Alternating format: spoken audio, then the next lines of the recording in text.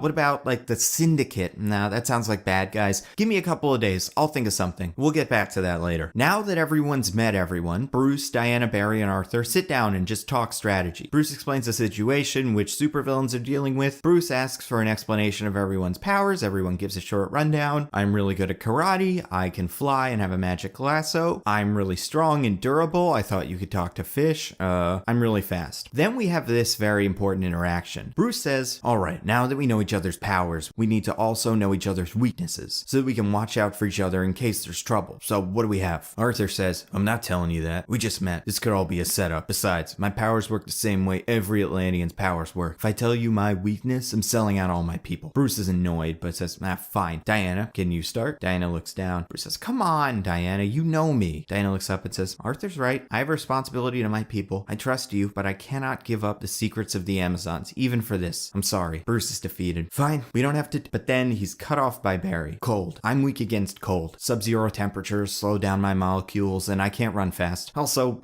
ice is slippery, so cold is bad. Bruce smiles. Thanks, Barry. We'll keep an eye out for that. This is a really important scene. It's the first sign of conflict in the group. They don't fully trust each other, but it's also the first sign that Barry's positivity is going to keep the group going. Barry Allen adds a lot to the Justice League generally, but his optimism is probably his greatest asset to the team. It's partial naivety, but these heroes need him around to keep themselves grounded. So now that this strategy session is over, it's time for training. They're just gonna feel out each other's powers. Like I said, not Victor. He's on the sidelines, but everyone else is training together and learning more about each other. Diana and Arthur are going to spar, and the fight's gonna be pretty cool. They're gonna be evenly matched until Arthur plays dirty. Arthur tricks Diana and knocks her down. Diana gets angry. She says, those aren't the values of our ancestors and of the old world. And Arthur says, screw the old world. We're our own people. What'd they ever do for us? We're setting up this chip on Arthur's shoulder. He doesn't really feel connected to anyone. But we're also setting up a chip on Diana's shoulder. Maybe she doesn't really like Arthur. Maybe he's not this honorable Atlantean hero she hoped he would be. But maybe Arthur's right. Maybe Diana does need to let go of the old world. I also want to have Bruce and Barry spar. Get a feeling for what Barry can do. He just runs and Bruce uses gadgets. Batman has so many gadgets in this movie, it's insane. So he's going to be using some we haven't seen yet or really even heard of. You can't even imagine it. And this isn't like a fight. It's more of Bruce teaching Barry how to fight in case he gets in trouble. And Barry tries, but he doesn't do a great job. Not only is he not fighting well, but Barry isn't running as fast as Bruce expected he would. This may seem like a retcon or seem like kind of inconsistent with what happens in Batman v Superman. We see the surveillance video of Barry and he's really, really fast. And this Barry is pretty fast, but he's not even close to that fast. But this isn't really a retcon, it's more of a plot thing. But Bruce still teaches Barry, he's giving Barry encouragement, and Barry is really responding to it. Now, Bruce is slipping back into behaving the way he did when he was working with Robin. He feels comfortable training a kid to fight, and that's something that he really liked doing for a while. It made him feel good. Bruce always wanted a family, and he is determined that it would be helpful for society to have him and Robin out there fighting crime. But Bruce sees where this is going, and he says, no, I'm not doing this. I'm not getting emotionally connected to these guys. I can't, because they're just kids, and I don't want to put them in harm's way. Next, we're going to have Diana race Barry. So this is going to be fun. Since Superman's not in this movie, we can't have that Superman Flash race from the end of the last movie, which I thought was terrific, except for the lip and all the brunch stuff. They're going to run around around the compound, Bruce explains to Diana, I think something's wrong with the kid. I know he's faster than this. I think he's holding back. So Diana and Barry race, and they tie. Now Diana is convinced that something's wrong with Barry. So Barry and Diana sit down after the race, and they talk. Diana asks, are you doing all right? You seemed a little slow out there. I mean, for you. Barry says,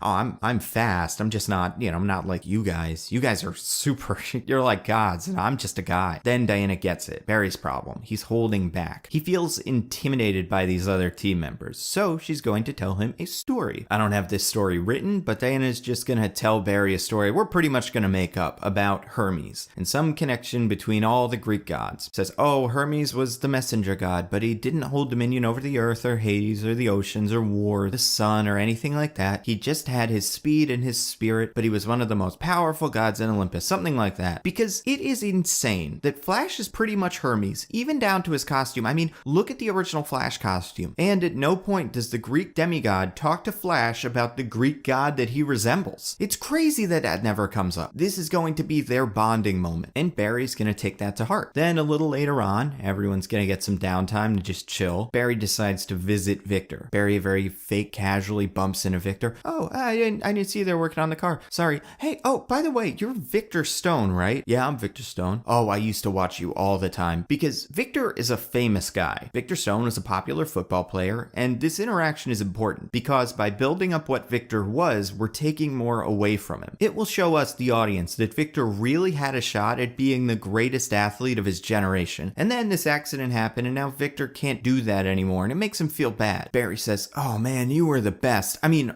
you are the best. Victor's like, no, I was. That was great, and then this happened, and now that's done. Barry says, yeah, I get it. I was in an accident too. Because I like that interaction in the real Justice League movie where Barry and Victor are digging up Superman's grave. Jesus, what a sentence. The problem there is, they don't really get into it enough, and this interaction doesn't seem to affect Victor in a meaningful way, because I asked a couple of questions on Twitter this week. Twitter.com/NandoVMovies. Please follow. One was, which new Justice League character worked the best? And the other was, what are everyone's favorite lines from Justice League? Which led me to two conclusions. One, people really liked Cyborg's lines. The big ones about being the one who's paying for his gifts, and the small ones like so do I, connected with a lot of people, along with my favorite joke answer, you should probably move. A line from the trailer that was cut from the movie. But the other thing I learned was that Cyborg was at the bottom of the which new character worked the best voting, and a lot of people said it was because the character didn't get enough time to be fully developed. Ray Fisher was doing a great job and Cyborg's writing was good, but there just wasn't enough of him for anyone to really care about the character. So this movie would take scenes like that a lot slower to flesh out the character more. Flash and Cyborg are both the accidents, but Barry sees his powers as gifts, and he's just had this cool pep talk from Diana about how powerful he can be, so that positivity can rub off on Victor. No, dude, you're awesome. Victor Stone can throw a football, but he could probably pick up a car. Can you pick up a car? Victor's like, I haven't tried, but I don't know, probably could. Barry's like, oh, we have to try right now. Can you pick up the Batmobile? Victor puts down what he's working on, and he lifts the Batmobile up off the ground a little bit. Barry's like, see? Victor Stone couldn't do that. I mean, he could barely throw past more than 20. I mean, what I'm saying is that this is a gift, and we're the only people that get that. Victor smiles. He thinks, oh, okay, this kid's not so bad. Barry asks, hey, could you say that one thing from back in the day? Victor says, that's not how it works. It's gotta be the right time. Barry backs off a little bit. Right. So, like, later? Victor says, we'll see what happens. Now these characters are really affecting each other in ways that only they could. Arthur and Diana connect over their backgrounds. Barry and Diana connect over the Greek gods. Barry and Victor connect over being accidents. Also, Bruce has suits for everyone because none of them have logos or anything like that. Bruce understands the value of being a symbol and wants him to feel like part of a team. Bruce makes Arthur what looks like medieval armor made of carbon fiber. Arthur says, I don't need this, man. I have my own armor. Then Arthur takes out his pauldron, his shoulder guard thing, and wrist guards. Bruce says, that's it? Arthur says, I'm bulletproof. Now just weigh me down. Plus, this thing holds my quindet, and it looks cool. See, I have a tough time with Aquaman's armor. The armor Arthur is wearing in the Aquaman trailer looks fine. The armor that he wears in Justice League does not. It doesn't add anything. It's too dark, makes him harder to see than if he were just wearing no armor at all. And my biggest problem with this, it's supposed to be this like suit of armor, I assume made of metal or something, but it really looks and feels plasticky. Like it feels like he's wearing a costume from a movie. And the single pauldron is a nod to comic Aquaman, because we've gotten a couple of different looks for Aquaman over the years, and I always thought what they were going for with Jason Momoa was closer to the 90s reboot of Aquaman by Peter David. That's your long hair, bearded, one-armed tough guy Aquaman. as opposed to the clean-cut look people traditionally associate with the character. That version of Aquaman wears similar asymmetrical armor with a single metal sleeve over his right arm. And I think that look really works for Jason Momoa. I think that because we saw it. Before Justice League was even close to done, Warner Brothers released a poster with just Aquaman on it. I thought it was fan art for the longest time, but no, it's real, and it just says, Unite the Seven. I still have, to this day, no idea what the Unite the Seven poster was even going for. We're not even sure what the Seven are. Originally, people assumed it stood for the 7 members of the Justice League, and eventually all 7 were gonna get this kind of poster. But that never happened. There weren't even 7 members of the Justice League in the movie. And now it kind of seems like it's the 7 C's, but then it's weird that they made a poster 3 years before the movie that would reference it, which I guess would be Aquaman. I don't know. Anyway, this poster is in black and white, and Arthur is wearing a costume that we've only seen him wear in the very hard to make out 10-second clip from Batman v Superman. He's just got the pauldron and some wrist guards. I believe it's the best look we've seen on him, so let's stick with that. Bruce doesn't make a costume for Victor because Victor doesn't want to fight, and he's not going to push him on that. Plus, he doesn't really need one. Bruce does make one for Barry, and this is Bruce saying, listen, I have access to space-age materials which should be able to withstand a lot of friction. This should be perfect for you. And more important, Bruce wants to keep Barry safe. This isn't battle armor like what he made for Arthur, but this is going to protect Barry. It could take a bullet just in case. And it has Flash's traditional lightning bolt symbol. It's pretty much the exact same suit Barry wears in the real Justice League movie, except, and this is important, the head is just red. We don't have those yellow wingtips. And I know this might sound like a nitpick, not unlike my podcast, mostly nitpicking. Subscribe wherever you get your podcasts, but this will come up later. Finally, they all sit down for a short strategy meeting, during which Barry asks what everyone's code names are. No one knows what he's talking about. Barry explains that they just can't go around fighting supervillains and call each other their real names, because it would be stupid to be fighting Superman in the middle of an area with people and call him Clark, right? Bruce says that Barry's right, and then Barry takes over. Okay, for you I was thinking Waterman, right? But that's too close to Waterboy. Then I thought, well, he's got that little A on his belt, so how about Aquaman? Yeah, sure kid, whatever. And then Victor's obvious, you're a cyborg, so let's go with Cyborg. Fine. Now I had a tough time with you. First I thought Amazon, but that sounds too much like Aquaman, Amazon, you know, it could get jumbled over comms. Then I thought, she has those W's on her costume. W's? Yeah, on your chest. These aren't W's. They're...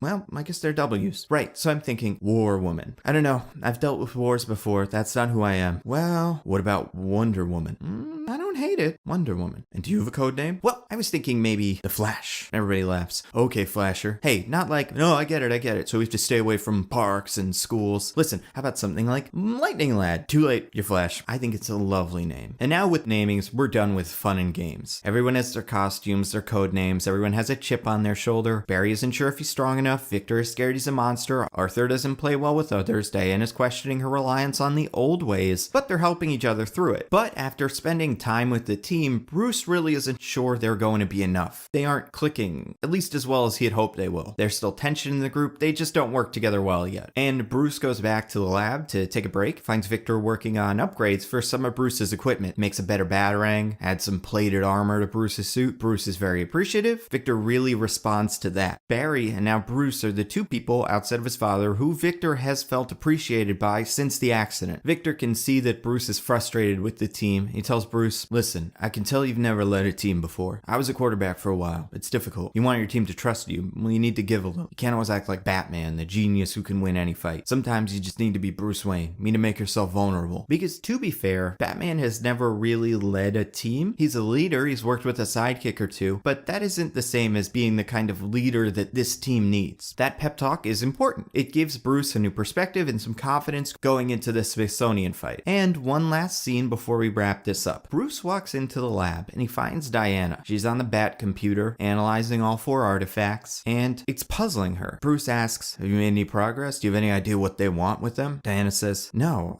I've been doing this for nearly 100 years. I've seen everything and I just can't figure it out. There is so much connected to some of these artifacts and they're not even all from the same time period or location. We see the artifacts on screen. Diana circled a few symbols, an ankh, a hawk, a scarab. I have no idea how these artifacts are connected, but something about this feels off. And just as Diana Diana says that, an alarm sounds. Some sort of security incident at the Smithsonian. It's happening. So everybody suits up. Diana flies away. Arthur dives into the Potomac River. Barry runs out the front door. Bruce jumps into the Batwing. Cyborg plugs in and starts hacking. The last shot before the midpoint is going to be our heroes, so Batman, Wonder Woman, Aquaman, and Flash, all arriving at the front door of the Smithsonian, which has been broken down. Again, they're surrounded by a tornado. Bruce says, "All right, everyone, we need to stick together. Call out when you see anything strange. We can do this." And then we get our first big shot of the actual Justice League. They walk slowly into the Smithsonian and prepare to meet the Legion. There is no turning back now.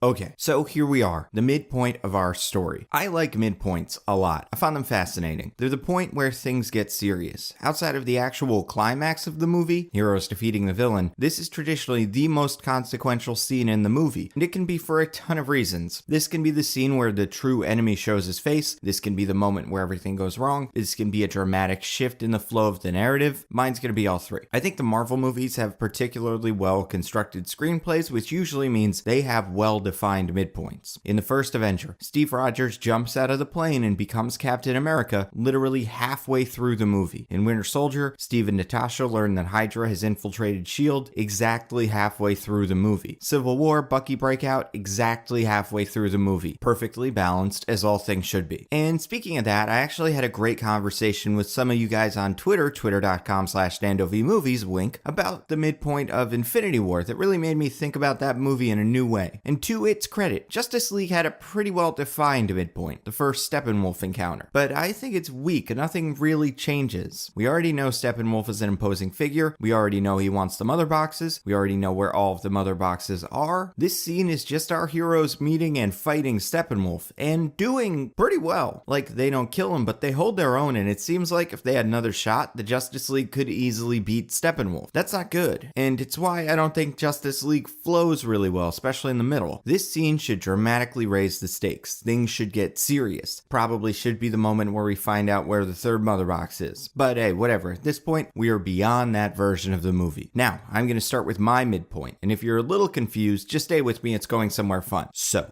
the team enters the museum. Barry scouts ahead, finds nothing. Victor lets the team know that he's wresting control of the cameras away from Toyman, so he isn't able to scan the museum yet. The heroes walk through the museum towards the ancient Egyptian section. Nothing's broken. There are no traces of other villains. Batman acknowledges that something's up. They make it to the case where the artifact is supposed to be, and it's there. Diana gives it a look. It seems to be the real thing. Maybe they beat the villains to it. Barry says, "So this Legion of Doom, you sure they gave you the right address?" And then Victor regains control of the cameras, and he notices a man walking towards the team. He enters the room where heroes are standing, doesn't attack. He just stands still, obscured by darkness. Bruce asks this person who it is. The man doesn't respond, but he does turn his attention to Arthur, who is understandably freaked out. And then the man's eyes begin to glow a dark red. Arthur's worried. Bruce warns Arthur to stay calm, but Arthur doesn't listen and lunges at the man. Arthur punches him and he goes down. You hear a metal clang. Arthur says, "It's a robot." And Barry says that it looks like a man, so technically it's an android. Arthur says, "Whatever," and just beats the hell out of it. The android doesn't put up a fight. It just continues to focus on Arthur as Arthur unloads on it. But then its eyes stop glowing, and the android catches one of Arthur's punches. It snaps Arthur's fist back and tosses him through a wall into the next room. Barry runs over to Arthur to make sure he's okay, and then the android steps into the light. It's at least 7 feet tall, tan, muscular, wearing a green shirt and pants made of that rubbery spandex these guys tend to wear. I'm not too married to any specific look, but I do think you have to set him up in a green outfit. The android could be played by a professional wrestler. The Rock or Batista would have been perfect, but I'd settle for a John Cena or a Ryback, someone like that. So the android starts walking towards our team. Bruce tosses a couple batarangs its way. The android bats him away. Bruce tells Diana that they're gonna have to come up with a plan. Bruce asks if Victor has any ideas. Victor suggests that they try to use the artifact on it. Batman runs for the artifact and Diana goes to hold off the android. Then the android focuses on Diana. Its eyes glow red again. She flies towards the android and pushes it through a wall. She tosses it into the air and then slams it back down. Then Diana takes out her lasso and lassos the android by its legs and swings it through the air. Its eyes stop glowing. She tosses it at a wall, but it stops midair. This takes Diana by surprise and the android flies over to her, headbutts her into the ground. She's hurt. The android picks up Diana and right before it's able to slam her back into the ground, Barry runs into the room. Barry sees Diana in trouble. He races over and runs circles around the android. It drops Diana Diana and tries to focus on Barry. The android's eyes glow red again, but Barry's too fast. The android flails around trying to hit Barry, but Barry's able to easily dodge it. While the android is distracted, Barry picks up Diana and carries her to safety near Bruce. Barry asks Bruce if he thinks the artifact plan will work. Bruce says that it's the best idea they've got. Barry takes the artifact from Bruce and runs over. Bruce tells him to stop, but Barry's already gone. Barry runs over to the android and starts smacking it with the orb. It does nothing. Then the android lifts off the ground into the air. Barry runs on the walls, keeps running and hitting the android with the orb on different parts of his body. Chest, head, nothing works. Bruce can't do anything but watch, so he goes to check on Diana. She's getting up and she's clearly hurt. Her and Bruce talk about how they can't stop this thing. Barry keeps trying to hit the android, and as the android gets higher, Barry's forced to jump further to touch him. And eventually, the android is able to predict where Barry is going to go and catch him. The android holds Barry tight. Barry can't do anything but struggle, and the android just stares at Barry. Barry screams for help. Victor tells Bruce that they need backup. Bruce tells Victor that they can handle it, but Victor runs out the front door and flies to the museum. Alfred will say something like, "Since when can he fly?" The android's eyes stop glowing, and right before it's able to crush Barry, Arthur leaps over and takes the android down. They brawl on the floor. Barry escapes and runs back to Bruce. Bruce, Diana, and Barry talk about how the orb didn't have any effect on the android. They need to find another way to stop him, but none of them can come up with anything. It's too strong. And while this is going on, Arthur is trying to knock out the android, but now it's easily dodging Arthur's punches. Arthur can't lay a hand on it. The android catches Arthur off balance and tosses him across the room, and the android leaps into the air towards the defenseless Arthur. Right before it hits Arthur, Victor shoots the android, sending it flying. Then Victor looks at Arthur and says that classic line that we all know and love, "You should probably move." Victor helps Arthur up, and they run over to Bruce, Diana, and Barry. The team stands together. Big hero shot. The android slowly gets up. They all get ready to fight. Bruce pulls out some batarangs. Diana readies her lasso. Arthur plants his quindent. Victor charges his cannon. Barry assumes a sprinter's position, but the android just runs through all of them. The team members go flying, and the android grabs Victor. Victor tries to blast the android, but it holds Victor's arm down, and then it starts beating on Victor, just annihilating him. And once Victor's out cold, the android picks up Victor and flies away. Everyone is terrified. Bruce tells Barry, "Follow that thing. Don't engage, but figure out where it's taking him." Barry gets up slowly, shakes off the beating, gets ready to run, but then Barry gets pushed back by a huge gust of wind as Weather Wizard walks through the front door, smiling. Says something like, "Good effort," as he walks up to the group. Then Deathstroke leaps down from the ceiling. So in screenwriting, the midpoint of a film is traditionally followed by a segment some people call the bad guys close in. If your midpoint is something going wrong, this is where things get worse. And in my version, the villains are literally going to close in. The heroes stand up. Bruce asks, "What are you doing here?" And Deathstroke answers, "We're here to finish what it started." Diana says, "I took both of you last time. What makes you think you're a match for us now?" Deathstroke says,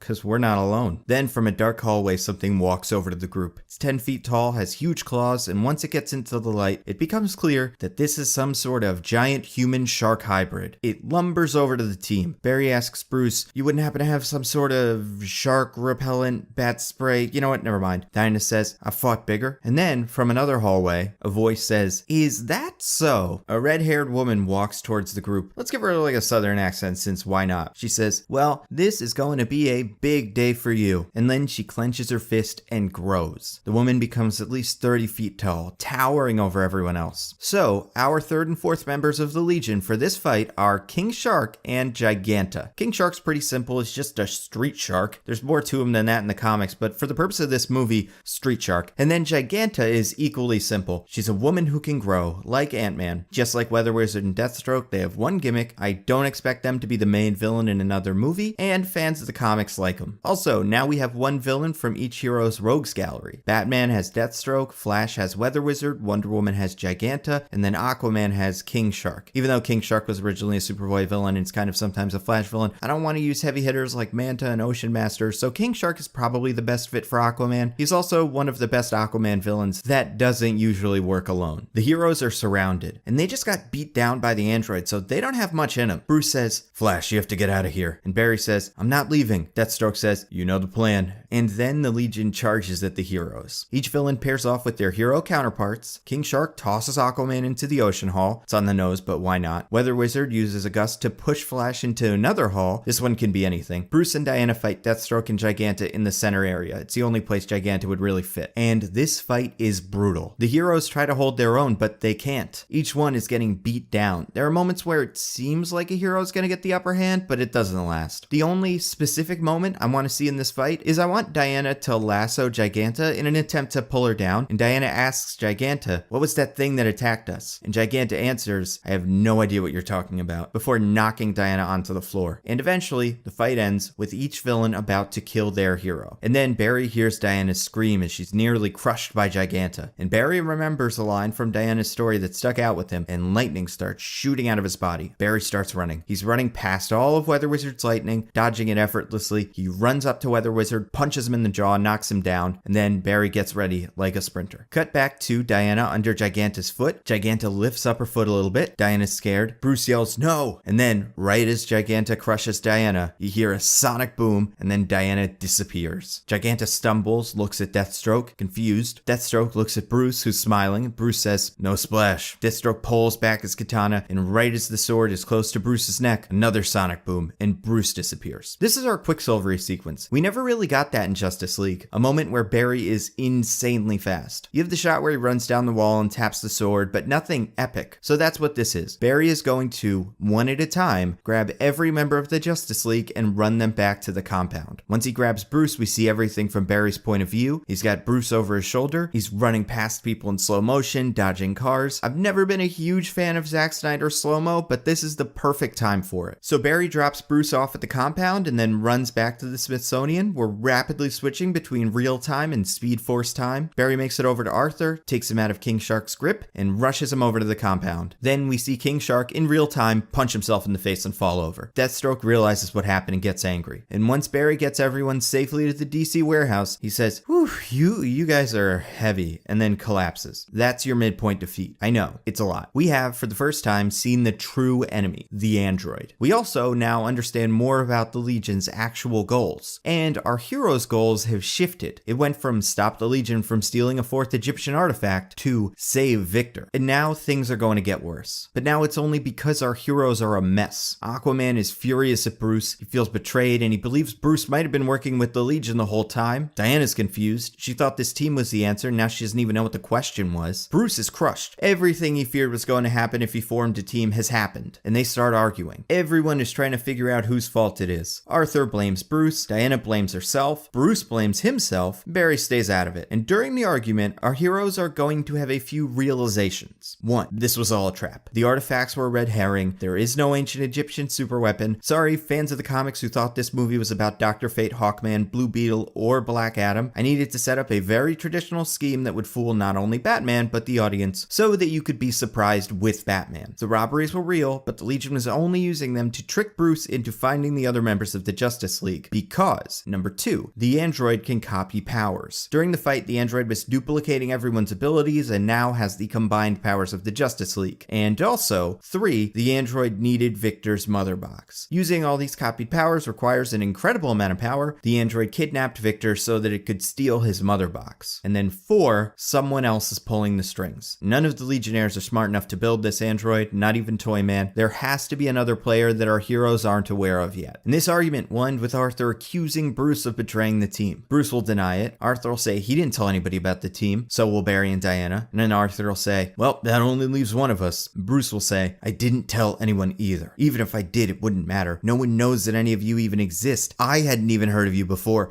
Of course, light bulb. Bruce knows what's happening. He says that he needs to make sure he's right, so he jumps into the Batwing and he tells Diana to explain everything to the team. Next, we see the android land in a warehouse with Victor. The android straps Victor to a table. Toyman enters the room, introduces himself to Victor, admires Victor's hacking abilities. Victor asks what's going on. Toyman explains that it's his job to take the mother box out of Victor and put it into the android. Victor asks Toyman how he even built the android, and Toyman says, oh, I didn't build it, I just designed it, gave it this superhero look. He built it. Victor turns his head, and we see Victor's shocked reaction as a hand waves at Victor. Cut to Arkham Asylum. Batman appears in one of the hallways. He walks towards a cell. Inside the cell, we find Lex Luthor. From outside the cell, Batman interrogates Luthor, but he isn't asking Luthor where the android took Victor. He's asking where the real Luthor is. Eventually, Batman gets this Luthor to crack. This can be one of 3 people. It could be some sort of robot double, even though that doesn't make a whole lot of sense because then why would the threats work? It could also be a double, a convincing double. Like, not to nitpick, I saved that for my podcast, mostly nitpicking, wink, but in Justice League post-credit scene, it's revealed that Luthor has escaped escaped prison somehow, and he has been replaced with just some bald guy. Like, who is this guy? Why is he a suitable replacement for Luthor? Why even bother putting him in? Or, and this is how I would do it, this is another DC Comics villain named Everyman. He's your run-of-the-mill DC shapeshifter. Everyman can shift back into his normal look, kind of like Mystique does, just so the audience knows what's going on. And after another threat, Everyman explains to Batman that he doesn't know where Luthor is either. He just covers for Luthor from time to time. Deathstroke helps get Everyman in and out of the prison, and most importantly, Everyman says that Luthor is coming back to the cell tonight. That means we're setting up a necessary part of the third act, our ticking clock. The heroes have one night to figure this out before Luthor is done with the mother box switch and the android is unstoppable. Cut back to the warehouse that Victor the android and Toyman are in. Lex Luthor walks down the stairs. White suit, glass of whiskey, casually as can be. Luthor tells Victor that he is going to save Victor. By taking that mother box out of Victor's body, Victor will be at peace. Victor asks what the android is for. Luthor tells Victor that the android is going to save everyone else. Victor asks Luthor what he's going to do with Victor once the mother box is out, and Luthor explains that he's going to hook Victor up to an external power source. He's not going to kill him because Victor is far too interesting to kill. And to end the scene, Toyman uses a piece of machinery to cut through Cyborg's chest, exposing the shining mother box, and the last shot is Luthor smiling. So now we're building the tension further. If there is any doubt in the audience's mind that Luthor wasn't behind it, or that he couldn't get the mother box, that doubt is gone. Everything Batman and the team are worried about can happen. Cut back to the team. Arthur is restless. He's getting ready to leave, but Diana stops him. She says they need him. Arthur says, yeah, but I don't need you. I was doing fine until you brought me onto the team, and now I've nearly been killed by a robot and a shark. Bruce got me into this mess. I don't owe him anything. Barry stands up to Arthur and says you owe it to Victor. Victor didn't want to be part of this either, and when the android was gonna kill you, Victor joined the fight to save you. I'm not happy about what happened either, but Victor deserves your help. Also, it's not a robot, it's an android. There's a difference. And then Batman returns.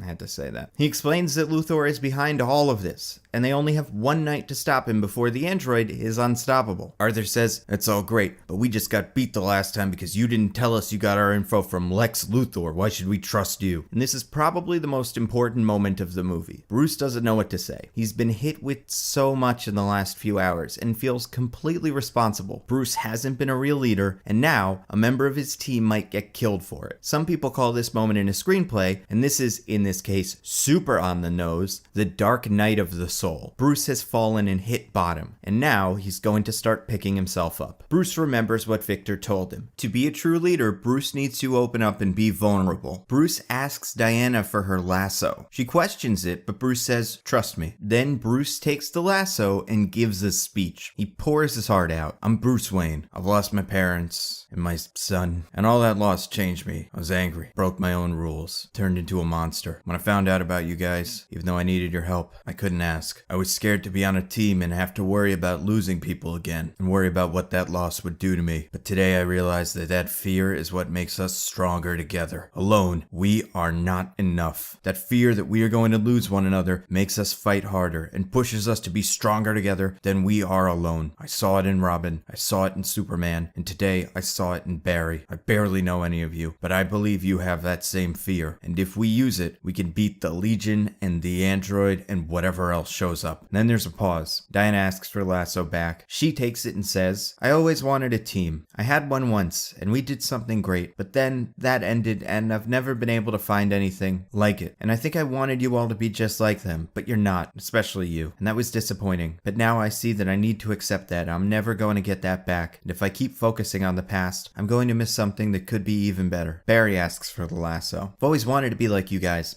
especially you. No offense, I didn't know you two existed. I never felt like I was good enough. I'm still not sure. I'm scared that I'm in over my head, and I realize that you've been trying to keep me safe, but I can do this. You have to start trusting me. And then Arthur begrudgingly takes the lasso. I've always been on my own. Never felt like I belonged on the land or the sea. Then you two show up talking about belonging, and I just don't buy that. But hey, you're rich and she's gorgeous, so I hang around. And then I get the beating of my life, twice. And both times, the only reason I survived is because one of you saved me. And now I think I get it. What not being on your own feels like. It hurts, but I like it. Like, I liked Aquaman's lasso speech in the actual Justice League movie, but I think that movie was lacking some sort of real bonding moment where everyone lays their cards on the table and gets on the same page. I think the best example of that in one of those is Guardians of the Galaxy 1. The Guardians all sit down, talk about their feelings, and become a real team. I think Bruce taking the lasso and telling the truth is a good way to start that scene. It's a callback to Cyborg's original advice. A leader needs to be vulnerable, and that's why Bruce's speech starts with, "My name is Bruce Wayne. It isn't new information. It's Bruce saying, I'm just a man." And this vulnerability spreads through the team. They all follow Bruce's example, say something that they've been afraid to say, but aren't now because they trust each other. Diana originally saw the team as a way to relive her glory days, and originally they disappointed her, but now Diana realizes that she needs to accept these guys, mostly Arthur, for who they are. Barry didn't think he was good enough, but being part of the team has given him the confidence to be stronger. And Arthur didn't believe there was value in being part of a team, but after being saved by Victor and Barry, he gets it. So now our heroes are a team, and they start brainstorming ways to save Victor. Diana asks where Victor's being held. Bruce said that every man didn't know, and there are tons of LexCorp facilities that Lex could conceivably be using. Barry asks if they can track the Legion since they're probably going back to the facility to guard it. Bruce says that Toyman has made them impossible to track. Arthur thinks, well, that shark isn't using the bus, right? Probably swam to wherever Victor is, which means I can find him. You mean by talking to...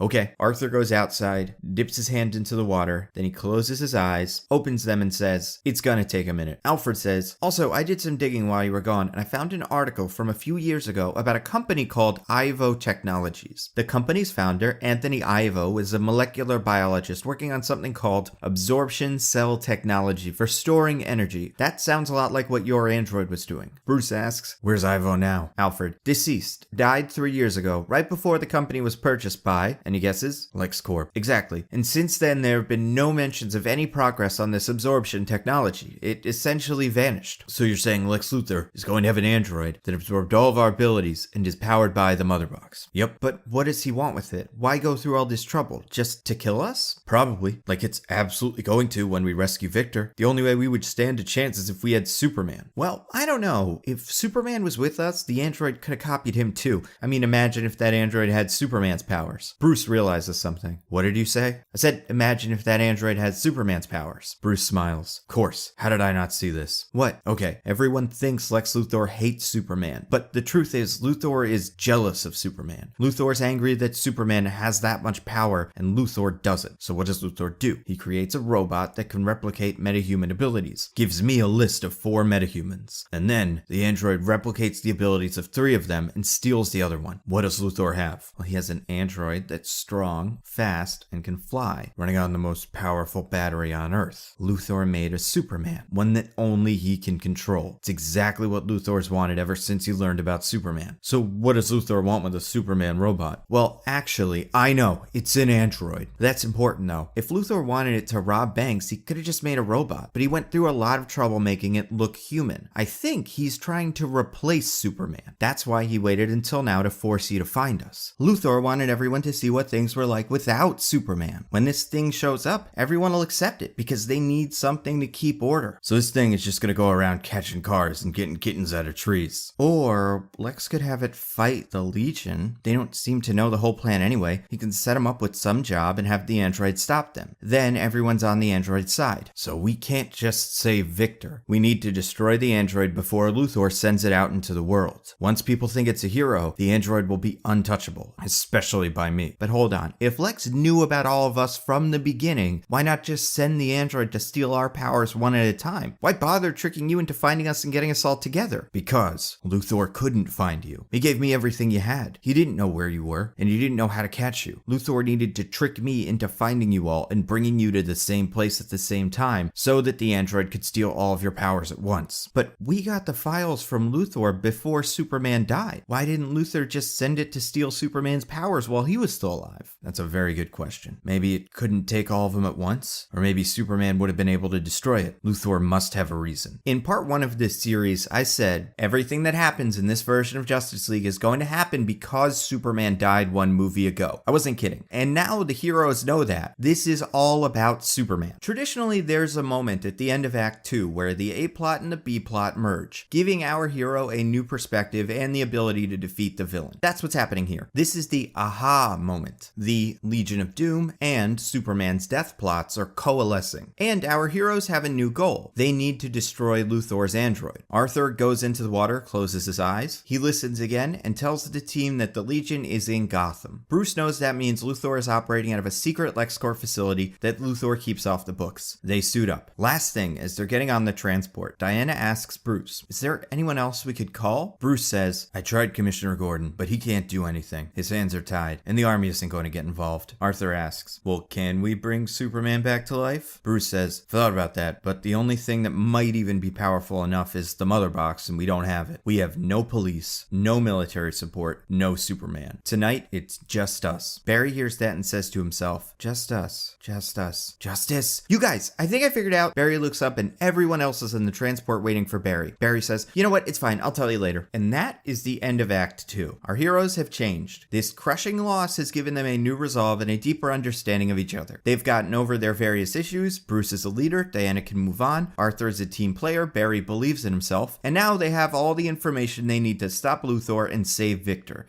Alright, we've made it to Act 3, the finale, the climax, the fun part. Our characters are going to take the lessons they've learned over the course of the movie and use them to defeat the villains. They understand each other, and more importantly, they've each come to a deeper understanding of themselves. I think the third act is pretty self-explanatory compared to the other two. It's usually shorter. The heroes will face the villain, usually on the villain's turf. In this case, they are going to Luthor's warehouse, which is a seemingly abandoned factory in Gotham Harbor. We're going to start things by reiterating the stakes. We'll take another look at Luthor. Toyman has just finished installing the mother box in the android. Power courses through the android's body, symbolized by the android's eyes glowing white. Victor wakes up slowly, tells Luthor he's insane. Luthor says that he probably is, but he needs to build the android to protect the Earth. Victor tells Luthor that his friends will come and stop him. Luthor tells Victor that he's counting on it, and tells Toyman to put Victor asleep so Victor doesn't interfere. Toyman depowers Victor by removing a new battery from Victor's chest, and then the two leave. So now the android is officially powered by the mother box. Luthor has his Superman. Cut back to the team on the transport. It's nearing the compound. Bruce tells the group that they lost last time because they let the Legion split them up. This time, everyone needs to look out for each other. No one goes in alone. They also do some strategizing about the android. Bruce has worked out a few plays that we'll see later. Alfred is also involved in this somehow. And Barry's job during the fight with the Legion is to find Victor. And instead of arguing with Bruce about wanting to fight, Barry accepts it. Now everyone is on the same page. Arthur understands that he needs to stay with everyone else. Barry doesn't feel like he needs to fight the Legion to prove himself. This is a different team. Barry asks Bruce, hey, so that thing I mentioned? Bruce says, I like it. See what everyone else thinks. But before Bruce can finish his sentence, the transport shakes, alarms go off, and Alfred alerts the team. It looks like the wind is picking up in your area. They know we're here, and you're falling fast. You might want to deplane. Arthur jumps out of the transport. Diana grabs Barry and flies out. Bruce jumps out, grapples to a building. Everyone lands together. The Legion, Deathstroke, Weather Wizard, King Shark, and Giganta is standing between our heroes and the door. The Legion squares off with the heroes. Barry runs towards the building, but a gust of strong wind and freezing rain pushes Barry back. But then, Arthur's Quindent flies in and knocks the wand out of Weather Wizard's hand. Not sure if I was clear about this one before, but Weather Wizard doesn't create weather, like Storm from the X-Men. He controls it via a wand, like a wizard. That's almost always how it works in the comics. It's technology-based. So, the Quindent knocks the wand out of Weather Wizard's hand and the wind settles. Barry looks back at Arthur, who's on top of King Shark, and says, hey, get in there, Streaker. Barry smiles and heads into the building. This is our first sign that the fight is going to go differently because now everyone is looking out for each other. You may be wondering, why not have Barry help with the fight? Well, two reasons. Number one, as far as our team knows, Victor is in mortal danger, and it's imperative that they rescue him as quickly as possible. It makes sense that if the other three heroes have a chance at holding off the Legion by themselves, Barry should try to get Victor immediately. And from a storytelling perspective, I'm taking inspiration from one of the great action films of our time, Transformers 1. Okay, say what you will, but Transformers got one thing very right about the big fight at the end of the movie. Our heroes are always at a disadvantage. Writers Orky and Kurtzman purposefully set up the Mission City Showdown with the Decepticons outnumbering the Autobots 8-5 to emphasize that the Autobots need to use teamwork to win. That's what I want to do here. Even though our heroes should match up 4-4 against the Legion, I want to take Flash out of the fight, so our heroes need to overcome the Legion having one extra fighter. So Barry races into the compound after a lot of searching, finds Victor in the lab. Victor's out cold. Barry doesn't know what to do. He radios Bruce, who suggests Barry try to power Victor back up somehow. Barry can't find anything that he can use, and eventually he realizes that he could just generate electricity himself and maybe shock Victor back to life. Barry runs back real far, then runs over to Victor, generates a charge, and defibrillates Victor, who comes back to life and tells Barry that Toyman took his power source and he needs to create a battery out of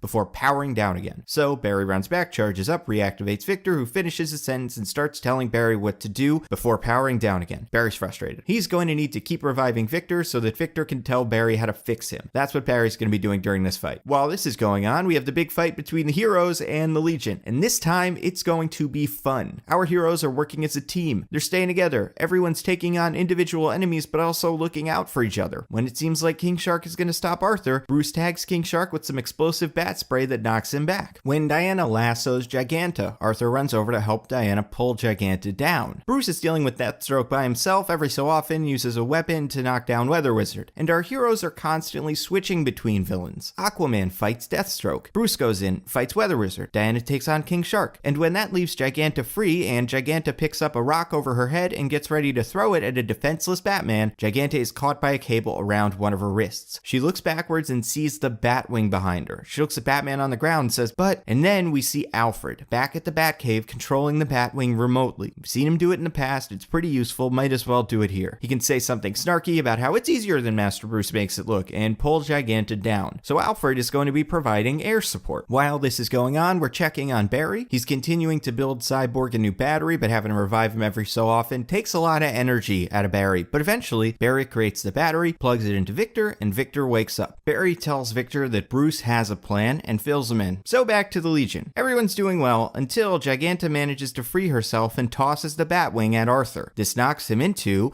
nearby water. King Shark says, "I'll get him," and jumps in after Arthur. Now that those two are out of the picture and the jet is out of commission, things get tricky. Diana needs to fight Giganta, which leaves Bruce with Deathstroke and Weather Wizard, but neither of them have any support. This overwhelms Bruce. Diana tries to save him, but Giganta is able to slam a distracted Diana out of the sky. Arthur is fighting with King Shark underwater. Fight's relatively balanced until King Shark starts taunting Arthur. King Shark says that Arthur can't beat him because King Shark is the king underwater and Arthur's just a man. Then Arthur closes his eyes, holds onto his quindent, and says, "I'm not just a man, I'm the goddamn Aquaman." Then Arthur opens his eyes and they are glowing. King Shark gets worried. Back on land, everything is falling apart. Giganta has caught Diana. Bruce attempts to use some gadgets to distract Giganta, but it doesn't work. Giganta picks up Diana and tosses her onto the ground. And while Bruce is attempting to distract Giganta, Deathstroke gets a shot on Bruce from behind, knocking him down. Weather Wizard walks up to Bruce and electrocutes him. Once again, our heroes are done for. And then Weather Wizard says, "Do you hear that?" As the ground starts rumbling, the water level in the bay drops. And then everyone looks and sees a 20-foot tall wave coming towards the shore, and on top is Aquaman. Giganta starts running. Diana flies over, grabs Bruce before flying them both away. Then Arthur reaches into the wave and pulls out an unconscious King Shark. He tosses King Shark at Giganta, which knocks her down, and then the wave crashes over Giganta, Deathstroke, and Weather Wizard. Diana and Bruce land safety. All of the Legionnaires are down. Diana says, "Go in there and find Luthor. We'll restrain them and meet you inside." And then Bruce runs into the compound. Bruce scans the building. His scanner points to a powerful energy signature. Bruce follows it into a huge empty room. His scanner goes crazy, and then he finds the android lying on a table. Seems to be powered down. It has no shirt on, and you can see the area where the mother box was just put into its chest. And then from above, Bruce hears, "You like it?" It's Luthor on a catwalk over the room. So now Bruce and Luthor are going to talk. And listen, there is a lot wrong with Batman v Superman. I've nitpicked the hell out of it, not unlike my podcast, mostly nitpicking, but it blows my mind that Batman v Superman set up two unusually similar characters in Bruce Wayne and Lex Luthor, both genius billionaires who obsess over Superman and want him dead, and those characters never talk about it. They never explain themselves to one another or argue about the morality of killing Superman. They meet once at Arkham, but Bruce just threatens Lex. Bruce has stopped himself from killing Superman and effectively becoming the monster that Luthor tried to turn him into, and it never comes up. It's insane. So we're going to use this opportunity to set up that conversation, and also get a little bit more insight into what Luthor's all about. Bruce hears, "You like it?" I'm thinking of calling it Captain Amazo. Or maybe just Amazo. I know it sounds corny, but so does Superman, and they loved him. But I have to thank you. I couldn't have made Amazo without you. You used me. Well, yeah. You can't go to my party, sneak into my server room, get caught by my assistant, and steal my encrypted files if I don't want you to. And they say you're the world's greatest detective. Why did you do it? You mean kill Superman? He was dangerous. Too much power. Not enough control. You knew that. I was wrong. He was a good man. He wasn't a man. He was a god. And he wasn't good. Gods never are. That goes for your new friends, too. And you want to get rid of them? I have to. Our protection needs to be in our own hands. We can't trust these aliens and Amazons. This is about the future of the human race. Amazo sits up. You know the trouble with gods? They don't like it when you're on their level. We're down here. They're up there. That's comfortable for them. But the minute you try and change that, things get messy. Steal some fire, eat an apple, build a tower. Suddenly, you're the enemy. You're a threat. Even if they don't seem like it now, they'll turn on you, and humanity will be at their mercy. Amazo stands up. So, I built a tower. One that will pierce the heavens and put us on the same level as the gods. One that will give us control of our own destiny, and Amazo will take their place. It'll keep order, like he did, but we'll finally have our own Superman. I'll stop you. You shouldn't, because I know you've seen it. What's coming? All these old gods? They're gonna look like nothing when the new gods arrive. And it's gonna take more than the army and the Batman to stop them. We'll stop them. We? That's right. And the rest of the team rushes to Bruce's side. So you're taking their side. I am. Then you can die by it. Bruce tosses one of those rope traps up at Luthor, but Amazo flies in, grabs the trap, and approaches the team. So, this is the big fight, the climax of the movie, Amazo versus the team. Team's in pretty good shape, much better than the last time they faced Amazo, but this Amazo is way more powerful, and it has all of the powers to start the fight. But Bruce has a plan. Let's talk about Infinity War for a second. I think it's unbelievably impressive how well the Russo brothers took Infinity Stones, the most abstract concept in Marvel Comics,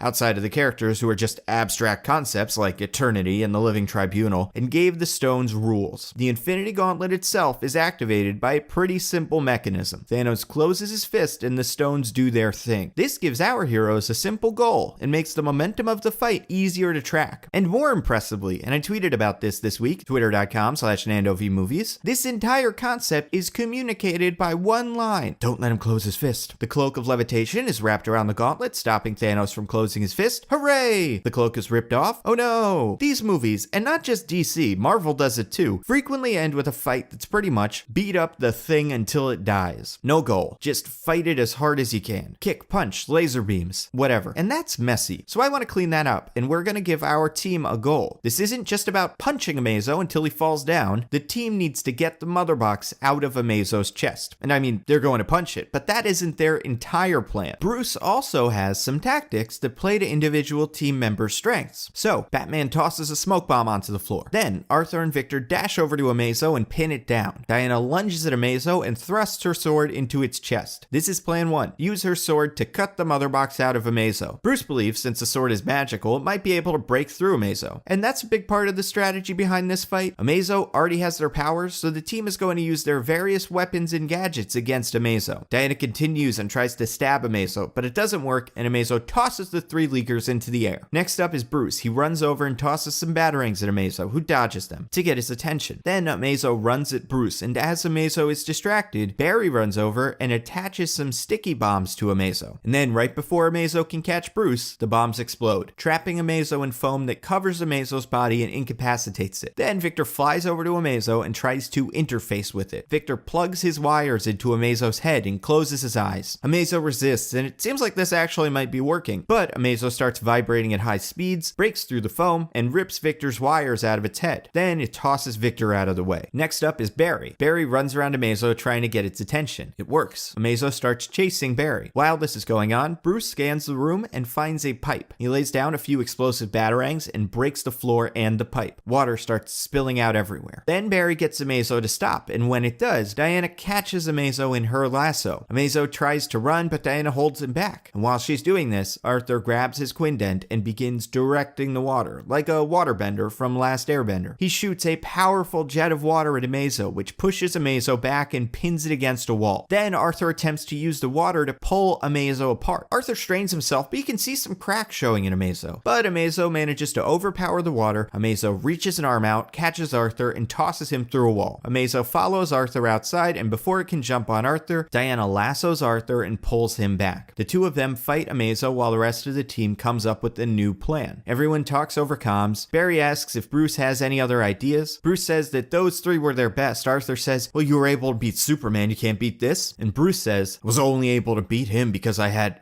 hold on, light bulb. That's why Luthor didn't use the android on Superman. It also gets weaknesses. So you're saying we can use our weaknesses to depower the android, and then we can get to the mother box. Barry, I've got more freezing freezing grenades in the transport. See if you can find him. Arthur and Diana. Arthur cuts Bruce off. Water. I'm only strong if I'm hydrated. And I lose my abilities if I'm tied up by this. Batman smiles. This is the final demonstration that our heroes are a team. They are willing to reveal their weaknesses to Bruce because they trust him. Bruce, taking Cyborg's advice and making himself vulnerable, inspired the other team members to do the same. And I saw an idea in the comments for one of these videos a little while back that I think is good enough to work in here. I could not find the specific comment. I'm so sorry I can't give you credit. But after Arthur and Diana reveal their weaknesses to Bruce, he smiles and says, I know. Then Diana says, then why did you ask us earlier? I wanted to see if you trusted me. And Arthur says, well, how'd you know? And then Bruce says, I'm Batman. It would be the first I'm Batman in this universe. And I think it works really well here because it demonstrates Batman's new value on the team. Both Keaton and Bale's Batman have I'm Batman moments in their respective movies, but both of those come after Batman defeats a group of thugs. In that scenario, being Batman means fighting well enough to protect people. In this scenario, Bruce says it after proving that he's the smartest guy in the room. That's what Bruce brings to the table. He isn't the best fighter, he's always 5 steps ahead of everyone else. So Barry comes back with the grenades. Bruce says that before they can use the grenade, they need to dehydrate the android. Barry suggests maybe he can run around the android fast enough to heat the air around it, and Barry starts running, but the android chases Barry. It doesn't work. Victor has an idea. He asks Bruce what happened to the Legion. Bruce tells Victor that they left him outside, and then Victor leaves. Amazo is still fighting Barry, Arthur, and Diana. Bruce jumps into the fight, uses some new batarangs. One has an electric charge, one explodes. One thing that I want to do with Bruce in this movie to differentiate him from old Bruce is have him never use the same weapon twice. And he can throw batarangs, but they do different things. One thing I want to be really specific about is this Bruce doesn't use guns outside of grappling guns. I just want to draw a really specific line there. Bruce also uses the ultrasonic beacon to summon some bats, and then Cyborg returns with Weather Wizard's wand. Cyborg interfaces with the wand, tells everyone to stand back, and summons a huge lightning bolt that electrocutes Amazo. And when the dust settles, Amazo is smoking. He's dehydrated. Then Barry runs over to Amazo and hits Amazo with the freezing grenades. Diana catches Amazo with their lasso, holds it down. Victor charges up his arm cannon, looks at Barry and says, "Booyah," as he shoots Amazo through the chest, knocking the mother box out, a lot like that shot in Incredibles. Amazo stands for a second before Arthur comes in and rips Amazo's head off. Amazo is down. The team stands together. Next thing we see, Gordon shows up with some police to arrest the Legionnaires, Gigantic, King Shark, and Weather Wizard. We learn that Deathstroke, Toyman, and Luthor escaped, and Gordon checks in, but Lex is just in his holding cell at Arkham. We also learn that some news helicopters got wind of what was going on and managed to get some video of what happened at the compound. Now, there's no Luthor in any of these videos. However, there is video of the members of the Justice League fighting the Legion of Doom. There's also video of our heroes fighting the android, and this changes the public perception of the heroes. They're good guys. They were fighting the bad guys on TV. And this through line of Batman being recorded and getting unnecessarily hated by the public comes back around. Now, because Batman was fighting bad guys, when people see that, they start trusting Batman, and they start trusting the rest of the members of the team. We're going to go through these movies with Batman, Wonder Woman, Aquaman, Cyborg, and Flash being heroes. I think that's a much stronger place to start, especially with a lot of these new guys. Now, to wrap things up, we can do a short epilogue. Check in with each character and give them a moment to demonstrate their growth, how they've changed over the course of this movie. Arthur returns to his lighthouse at Amnesty Bay, and while unpacking, notices a Wayne-branded water bottle in his duffel bag. He laughs. Arthur finally has a family. Diana goes back to her home and sits down at her desk. She looks at the framed picture of her and Steve Trevor, then she takes out a framed news clipping about the Justice League defeating the Legion of Doom and sets it next to the World War I picture. Diana is no longer just living in the past. Barry is back at his base. He's modifying his Flash costume. When he's finished, we see that Barry has etched the Hermes wingtips into his helmet. Barry finally believes in himself. Victor is at his home. He's sitting down. Victor's concentrating, and then the metal on Victor's body begins to change into the traditional cyborg costume. Although this version looks a little more like football pads. Victor is holding onto his humanity. And finally, Bruce. Bruce and Alfred are visiting what eventually becomes the team headquarters. Bruce looks at a table with 6 seats. He focuses on one seat. Alfred pulls Bruce in for a side hug. Bruce trusts people again. And the movie ends with the trial of Lex Luthor. It turns out the charges made against him during Batman v Superman were incredibly difficult to prove, and since Luthor's rich and has the best attorneys on the planet, he's able to get released from prison with time served. Luthor goes back to his mansion, gets a glass of whiskey, sits down in an armchair, and then the power goes out. When it comes back on, he's surrounded by the team. Luthor is confident. He knows the courts can't do anything to him since he's a free man and he's not connected in any way to the Legion or Amazo incident. As far as the world knows, Deathstroke and Toyman stole Luthor's equipment without his knowledge and built the android themselves. But then Bruce tells Luthor that it isn't the courts Luthor should be worried about. They know what Luthor did, and if Luthor ever tries something like that again, they're going to stop him. And Bruce throws in that he might even be able to pull some strings and bring back an old friend to keep an eye on Luthor. This gets to Luthor a little bit. Luthor's a little defensive. Lex says, "Why should I be worried about you?" Bruce looks at Barry, then looks back at Luthor and says, "Because we're the Justice League." Blackout credits. So that's the movie. We have a Justice League. We have a Luthor that doesn't suck. And last thing, I want to answer one question I've gotten a few times. Why Amazo? Well, I think he's a criminally underused DC villain. He's been around forever. My first big introduction to the Justice League, like a lot of people my age, was the Justice League cartoon. And the Amazo episodes were easily some of the best in the series. The power-stealing robot idea is also another thing that both Marvel and DC have, but Marvel hasn't used in a movie yet. And I understand why. Their version is called the Super Adaptoid, and he isn't that great. Amazo also presents interesting story opportunities since he can function as a proxy Superman, and most importantly, and this is what sold me on Amazo when I came up with the idea, by becoming a team and defeating Amazo, the Justice League is proving that together it is stronger than the figurative and literal sum of its parts.